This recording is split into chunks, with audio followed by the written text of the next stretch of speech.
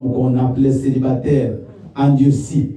Toi, Éternel, qui change la situation d'une personne ce matin. Toi qui prends dans la poussière, tu élèves et tu fais asseoir avec les grands. Seigneur, qu'est-ce que nous pouvons te donner ce matin? Si ce n'est que te dire merci. Merci une fois de plus, Éternel Dieu, parce que par ton amour, tu vas parler à ton peuple. Merci pour ta parole que tu as disposée ce matin. C'est pour cela, oh Dieu, poussé par l'Esprit, les hommes ont parlé de ta part. Parle-nous, Seigneur, au nom puissant de Jésus.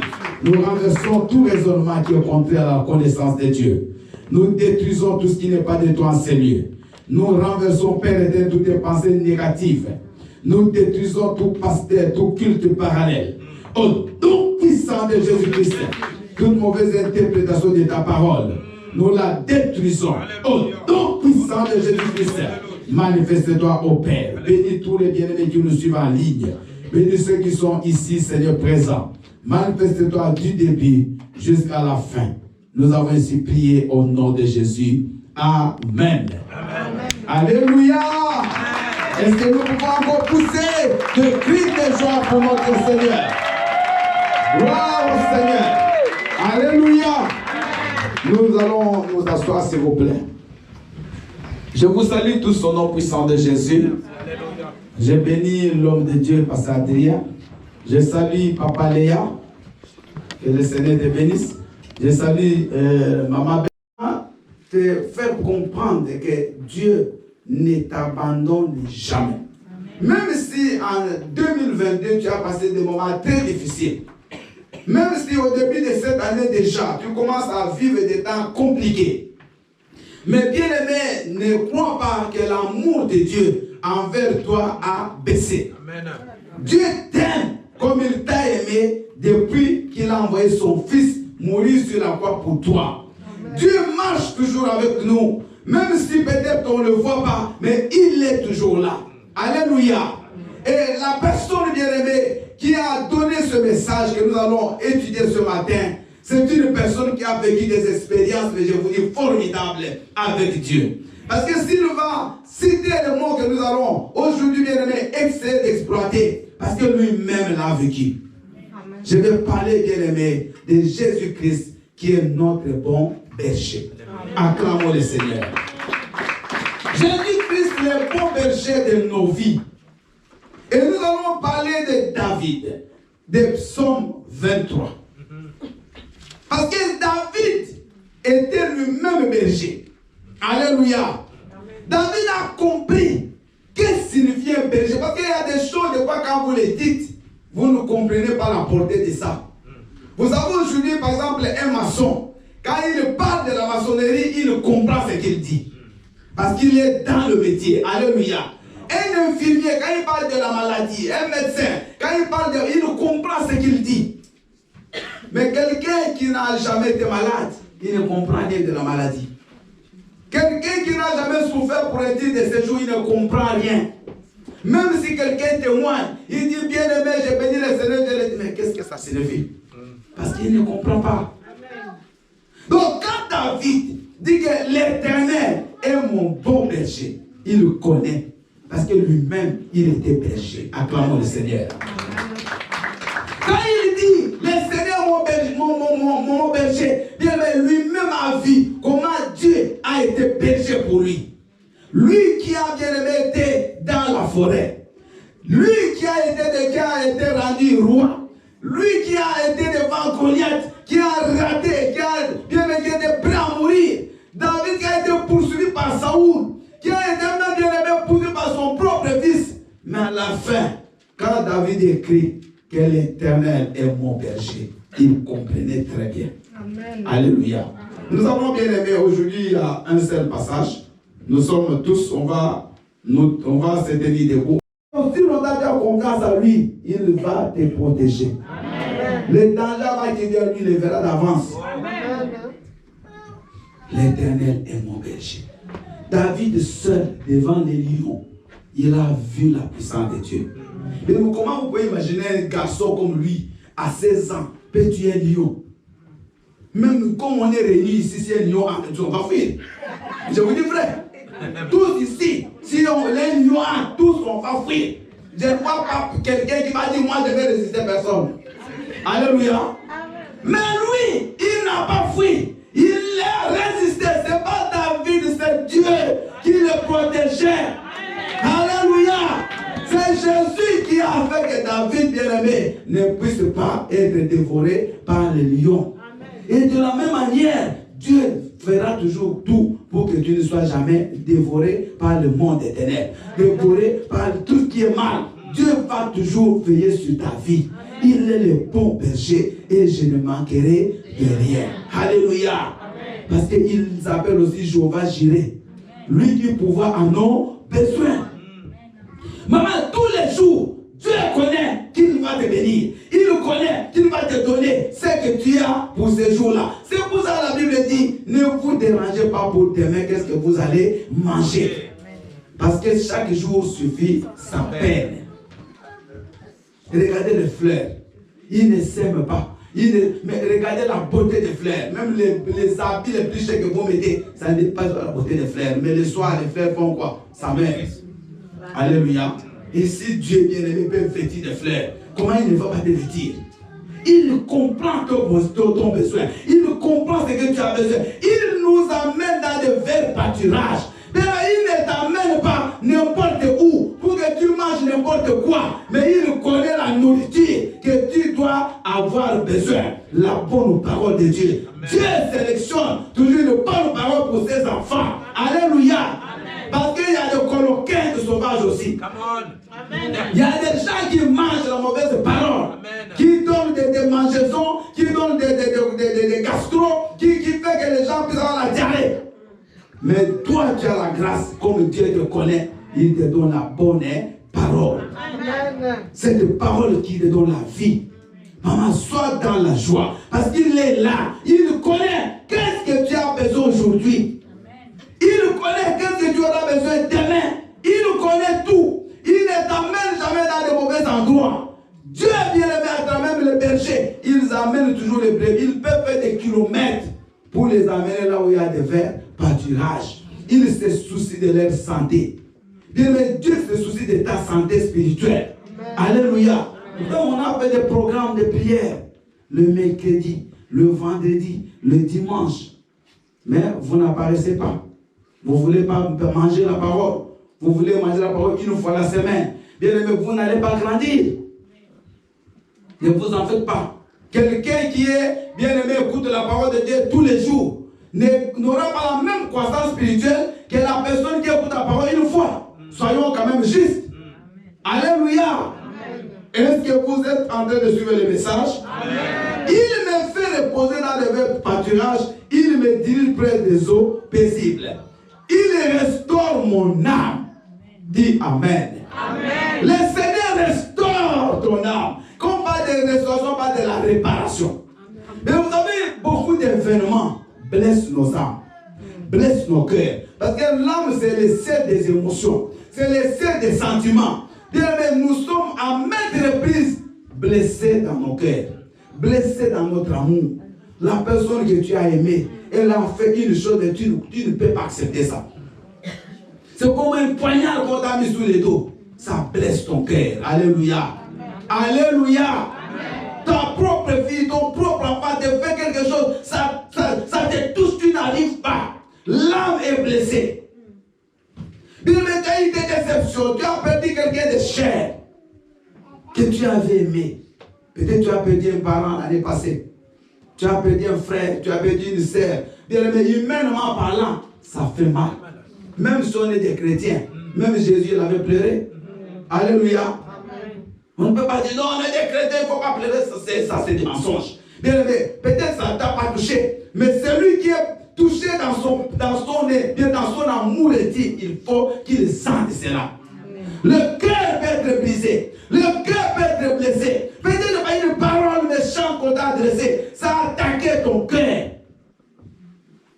On t'a fait un coup, bien aimé, tu as été déstabilisé. Tu as perdu même l'équilibre. Tu as perdu même l'appétit de manger. Tu as même perdu l'envie de voir les gens. Il y a des gens qui sont renfermés sur eux, qui ne parlent plus aux autres, qui sont dans leur propre coin parce que vous ne connaissez pas qu'est-ce qu'ils ont vu, qu'est-ce qu'ils ont subi comme difficulté. Alléluia. Ça, je vous ai toujours dit, ne jugez pas les autres. Toi, tu ne sais pas pourquoi il pleure, pourquoi il est comme ça. Alléluia. Approche-toi peut-être, pose la question, mais ne juge pas. Mais la Bible nous dit que notre Dieu qui est le bon berger, il restaure notre âme. Acclame le Seigneur.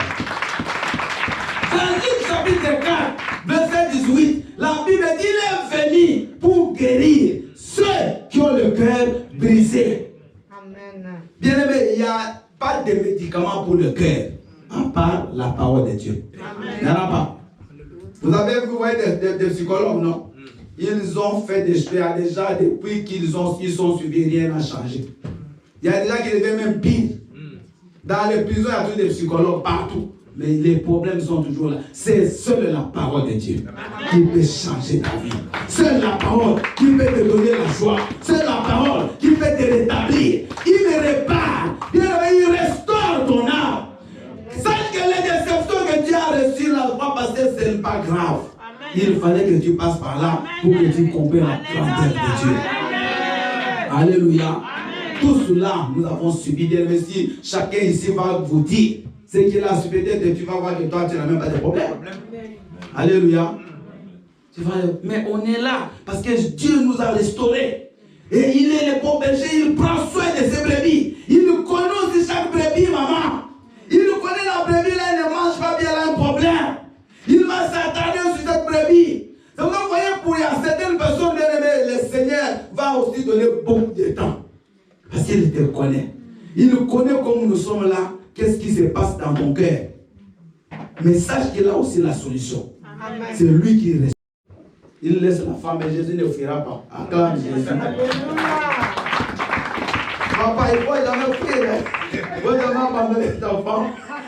Parce que tu te sens quand même menacé. Alléluia. Donc, bien aimé, nous voyons ici que lui restaure nos âmes. Il renouvelle bien aimé notre confiance. Même si tu sens que les choses ne marchent pas, viens à Christ. Donne-toi à Jésus. Quand je marche dans la vallée de l'ombre de la mort, je ne crains aucun mal. Car tu es avec moi. Alléluia. Oh Jésus. Bien aimé, écoutez ce que David dit. Quand je traverse la vallée de l'ombre de la mort, c'est-à-dire quoi? Que quand ta vie est vraiment en danger, tu trouves toi-même, tu sens que tu es en danger. Tu ne dois rien craindre. Parce qu'il dit quoi? Car tu es avec moi. Vous comprenez que les chrétiens ne marchent jamais seuls. Quand toi tu ne vois pas, mais il est là. Je vous ai déjà dit ici que le silence de Dieu ne signifie pas son absence. Il est toujours avec toi. Il ne t'abandonne pas.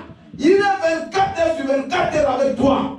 Vous savez, Isaac, je crois, Rabin ou Shami, il y avait un premier ministre israélien qu'on avait assassiné. J'oublie son nom.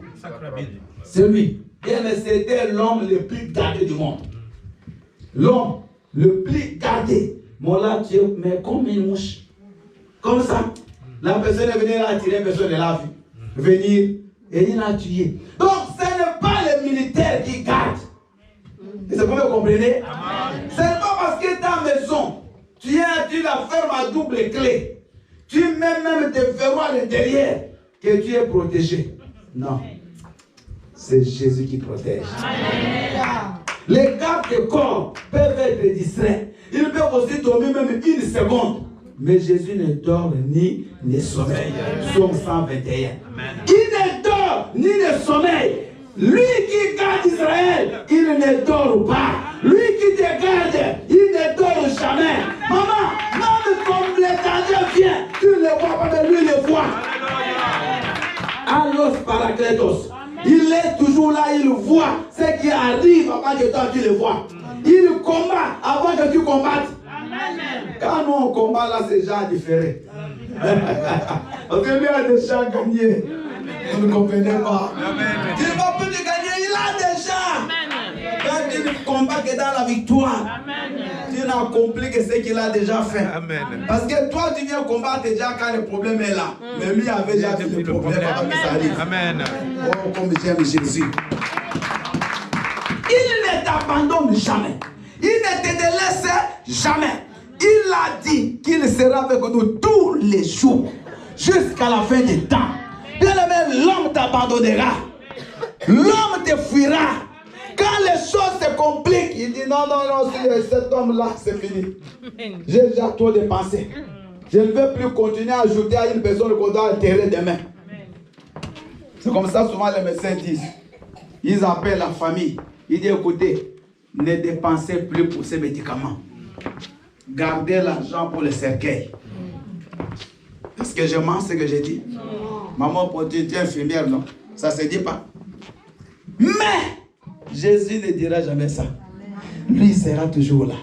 Il sait qu'il peut te guérir à la dernière minute. Amen. Il ne t'abandonnera jamais. Même quand tout le monde fuit, il est toujours là. Regardez la femme qui coulait le sang pendant 12 ans. Tout le monde l'avait abandonné. La Bible dit qu'elle avait dépensé tout son argent chez le médecin. Même son mari l'avait abandonné. Parce qu'un homme ne pouvait pas rester avec une femme impie selon la loi en Israël. Même sa propre famille l'avait abandonné. Bien aimé, aujourd'hui, tu peux souffrir pendant un mois, on peut te supporter. Mais quand la maladie commence à venir, à atteindre déjà une année, 2 ans, on sent que tu deviens une charge. Tu vas même risquer de vendre la maison que votre père a laissée. Non, il faut qu'on fasse ce qu'il met. On commence même à demander les solutions pour ta mort.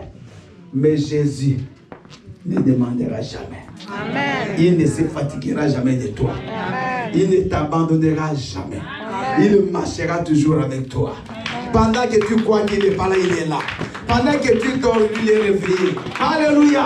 C'est pour ça que je l'aime. J'aime Jésus. Parce que pendant que les autres dorment, même les parents, ils peuvent avoir un enfant qui est malade à l'hôpital. Mais la maman, un moment là, elle va s'assoupir. Maman, je mens. Ton fils, il est avec des sons. Tu as le souci, tu pleures pour ton enfant. Mais un moment, tu vas dormir. Sans même savoir, peut-être que c'est ce moment-là qu'il a besoin de toi. Alléluia. Mais pendant que tu dors, Jésus regarde. Acclame Jésus. Acclame Jésus.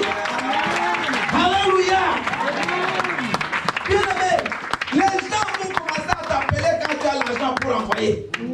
Mais quand tu passes dans la vallée de la sécheresse financière, qui va encore t'appeler? Même ton numéro là, ça ne va plus commencer à sonner. Alléluia. Mais tu vas envoyer quoi? Ils savent, parce qu'ils connaissent que cet homme n'a plus rien. Mais nous, on a vu ça. Alléluia. Il est sans papier, mais ils ont même compris que c'est une vie sans papier. Avant, ils ne connaissaient pas. On ne t'appelle plus. Mais on va t'appeler pourquoi? C'est que tu n'as rien à donner. Même pour avoir des nouvelles, on ne t'appelle pas. Alléluia. Mais pendant qu'il ne t'appelle pas, Jésus est toujours avec toi. Amen. Jésus, l'ami fidèle.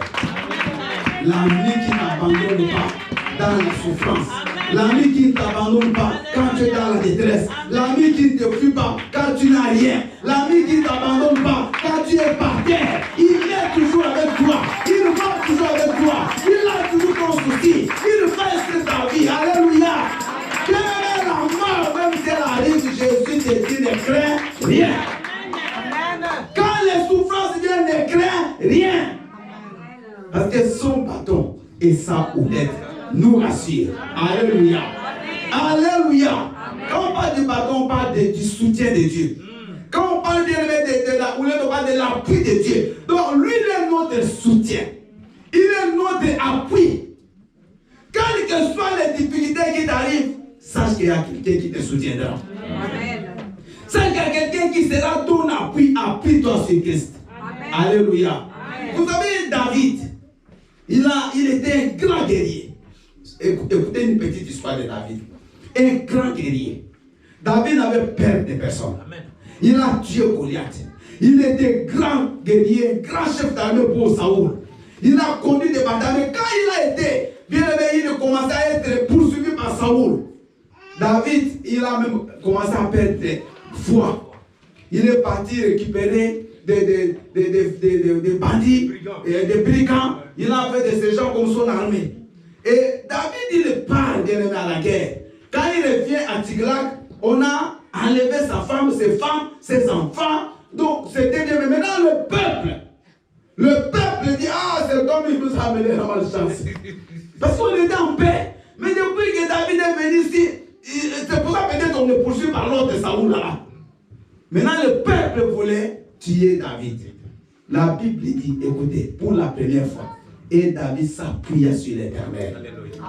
Quand il s'appuya sur Dieu, ils ont eu la victoire, ils ont tout récupéré. Parce que ce jour-là, David a compris que non, c'est plus une force à moi. J'ai tout fait par mes forces, j'ai rien ne marche. Maintenant, je vais m'appuyer sur l'Éternel. Maman, souvent, nous ne nous appuyons pas sur Dieu. C'est pour ça que nous échouons. Nous nous appuyons sur notre argent, sur notre beauté, sur nos familles, sur le nom de mon Père. Mais appuie-toi aujourd'hui sur Jésus. Et lui te sauvera. Alléluia. Appuie-toi sur Christ. Non, moi je suis telle famille. Alléluia. Amen. Alléluia. Amen. On s'est trop de fois appuyé sur nos familles. Il y a des gens qui avaient des gens, des oncles, des parents qui étaient puissants. Mais c'est quand tu avais besoin même qu'il était, qu'il est mort. C'est ce que j'ai dit. Alléluia. Une fois j'étais sur une montagne, à ceux qui sont de l'Angola, ici à Benfica, à Luanda. Et on allait prier là-bas.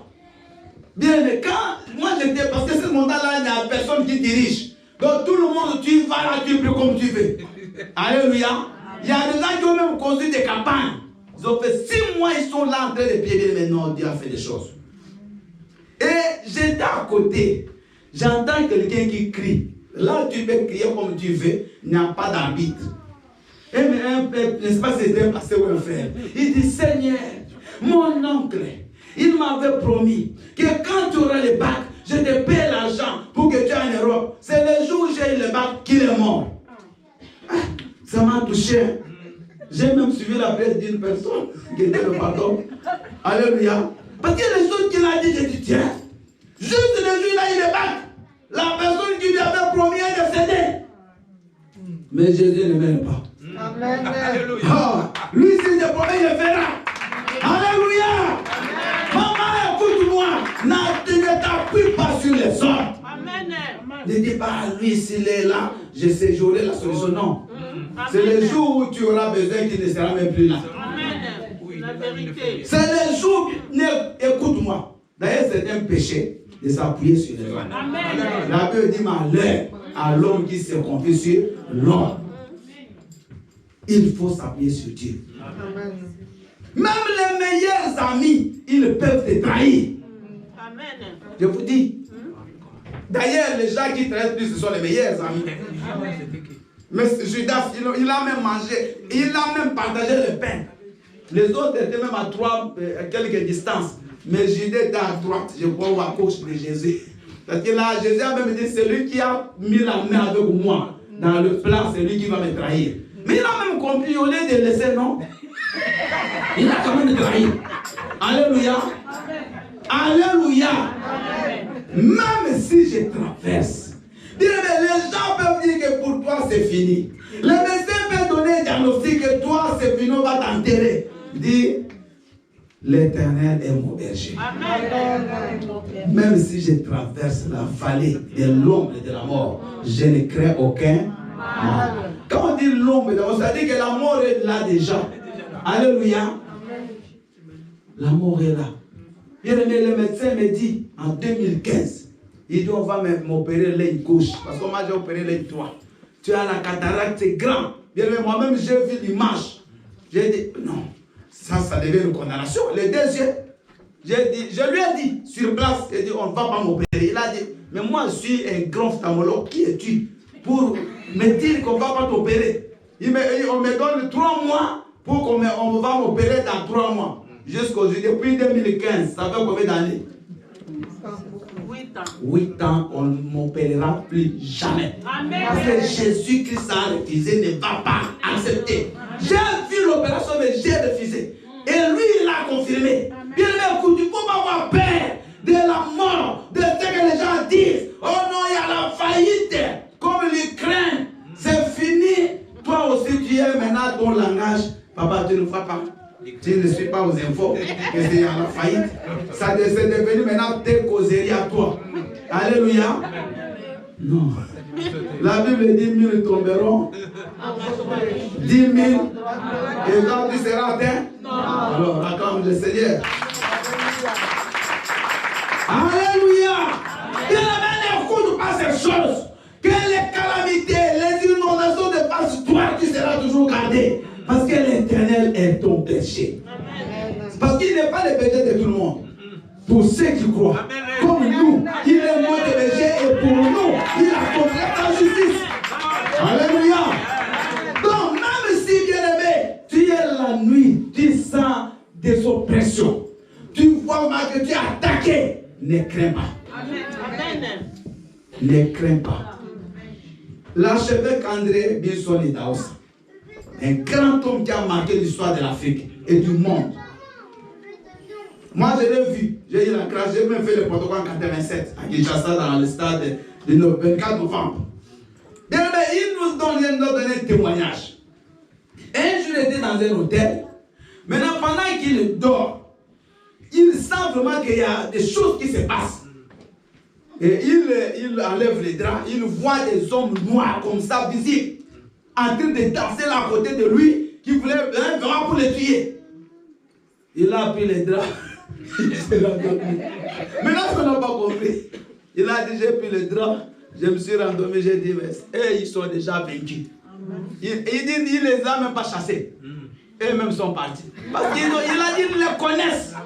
Mais dans le stade, non, c'est la preuve que je vois des gens qui marchent. Mais quelqu'un, le cancer disparaît, quelqu'un avec une grosse plaie. La plaie disparaît sur place. Mais des miracles. Il dit, lui n'a pas le temps de perdre devant les démons, parce que les démons les connaissent. Mais il dit, moi je les chasse comme des poules. Il a dit, moi j'étais là, il dit, chut, out. Bien aimé, les gens commencent à tomber. Il dit, il n'a pas le temps. Ils le connaissent. Toi aussi, les démons te connaissent. Mais c'est toi qui n'as pas de foi. Tu passes, bien aimé, 10 minutes pour chasser un démon. Non, tu perds du temps. Autant que Jésus, c'est bon. Il est parti. Maintenant, ce qui fait que tu avances tellement au nom de Jésus. Oh non, jusqu'à 10 minutes parce que tu n'as pas de foi. Amen. Mais qu'est-ce que le pasteur dit? C'est ça. Amen. Alléluia. Amen. Quand je marche dans la vallée de l'ombre de la mort, je ne crains rien. Qu'il vienne comme un fleuve, l'esprit de l'Éternel le mettra. On a dit c'est toi ou c'est l'esprit de l'Éternel. Et ils peuvent s'associer, tous les sociétés de ton village. Il dit aujourd'hui c'est fini pour lui. C'est ces jours-là qu'ils vont tous tomber. Amen. La majorité n'est pas là où il y a beaucoup de gens. La majorité là où il y a la personne qui a Jésus. Amen. Même si tu es seul avec Jésus, tu es la majorité. Amen. Alléluia. Alléluia. Cette année, ils vont avoir très chaud. Amen. Parce que tu es avec Jésus. Chaque fois qu'ils viendront, ils vont toujours trouver Jésus. Maintenant, qu'est-ce qu'ils vont faire? Il ne faut pas l'abandonner. C'est quand tu l'abandonnes qu'ils vont t'avoir. C'est comme ça. Donc, aussi longtemps que tu es avec Jésus, aussi longtemps que les brebis sont avec les bergers, ils n'ont pas peur. Parce que le berger va toujours les protéger. Mais quand le berger n'est plus là, c'est là où les mercenaires entrent. Alléluia. Est-ce que vous êtes avec moi? Amen. Tu dresses devant moi une table en face de mes ennemis. Tu oins ma tête d'huile et ma coupe déborde. Vous savez quand je médite comment? Le Seigneur, il dresse la table devant mes ennemis. Moi je crois qu'il va me mettre au large. Bien aimé. Parce que ce n'est pas toi, c'est lui qui est avec toi. Amen. Il est avec toi devant tes ennemis. C'est pour te dire que toi, tu es supérieur à tes ennemis. Amen. On n'a pas dit que leur coupe déborde, mais c'est ta coupe à toi qui déborde. C'est-à-dire l'onction qui est sur toi, qui va te permettre de vaincre tes ennemis. Qu'ils s'attachent, qu'ils viennent, je ne sais pas combien. Mais toi, tu es différent parce que tu as une onction de Dieu. L'onction fait la différence. Bien aimé, là où quelqu'un a l'onction, vous verrez la différence. Amen. Même si tu travailles dans une entreprise, toi, tu seras toujours différent des autres. L'onction va créer ces différences. Amen. Vous n'avez jamais vu pour le même travail, toi, on te cherche partout. Mais il y a l'autre aussi qui a le même diplôme, on ne le cherche pas. Amen. Alléluia. Amen. Il y a des gens qui ne chôment jamais. Amen. Il ne fait même pas le travail des bureaux, mais le travail des mains. Mais il est toujours sollicité. Aujourd'hui, même mon épouse là, elle n'a jamais fait de rien. Elle n'a même jamais de soucis. Amen. Dès qu'elle quitte ici, demain elle prend l'autre. Alléluia. Toi, quand tu quittes un travail, tu fais le deuil. 6 mois. Peut-être tu sais que c'est fini. Alléluia. L'huile ne coule pas. Il faut que l'huile coule sur toi. C'est l'huile qui fera la différence. Alléluia. Est-ce que vous me comprenez? Vous pouvez ouvrir votre restaurant dans la forêt. Les gens viendront. Pardon, c'est faux ou c'est vrai? Un restaurant là-bas, au village là-bas, vers Muré. Les gens sont partis. Bien, écoute, c'est lui. Amen. Tu dresses une table devant mes ennemis et ma coupe déborde. Tu ouais ma tête. Il faut que l'huile coule sur toi. Il faut que l'onction de Dieu. Et l'onction vient dans la vie de prière. Amen. La Bible dit de Jésus qu'il était rempli du Saint-Esprit. Il est parti dans le désert pour être tenté. Mais revêtu. Écoutez la différence. Écoutez la différence des termes. Rempli du Saint-Esprit, il est parti dans le désert pour être tenté.